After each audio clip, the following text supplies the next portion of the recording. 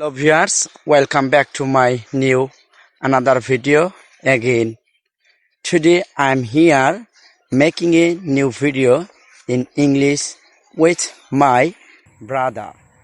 His name is Abdul. Today he is coming with me practicing English. He is learner in English.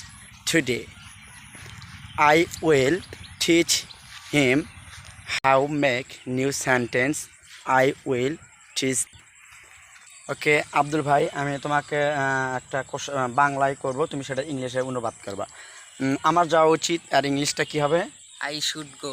I should go. আমার খাওয়া উচিত? I should eat. আমার লেখা উচিত? I should write. আমার বলা উচিত? I should say. ওকে, তাহলে এভাবে আমরা প্র্যাকটিসের মাধ্যমে নিজেকে ইংলিশে ফ্লুয়েন্টলি করতে পারবো।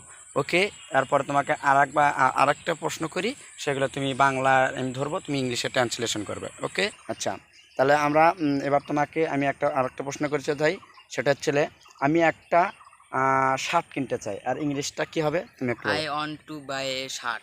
I want to buy a shirt. আমি একটা কার কিনতে চাই, মানে আমি একটা গাড়ি কিনতে চাই, আর ইংলিশ কি?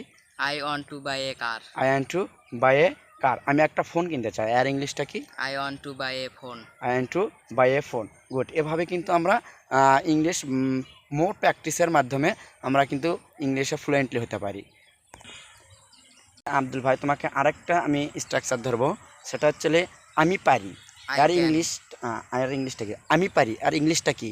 I can. I can. আমি করতে পারি? I can do. আমি লিখতে পারি? I can read. I can read না, আমি লিখতে পারি, আই ক্যান রাইট। আমি পড়তে পারি? I can read. I can read. আমি খেতে পারি? I can eat. I can eat. আমি ঘুমাতে পারি? I can sleep. আমি ঘুমাতে পারি, আই ক্যান স্লিপ। আমি যেতে পারি? I can go. I can go. আমি যেতে পারি, আই ক্যান গো। তাহলে এভাবে আমরা মোর প্র্যাকটিসের মাধ্যমে নিজের ইংলিশটাকে ফ্লুয়েন্টলি করতে পারবো।